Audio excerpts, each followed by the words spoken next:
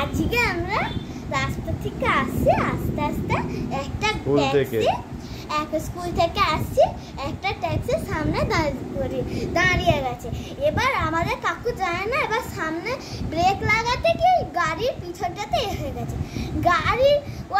গাড়ির লোকটা বেরিয়ে সেরকম দেখ, তোর চাবি দে আমাকে, তোর চাবি দে আমাকে, আমি নিয়ে যাই।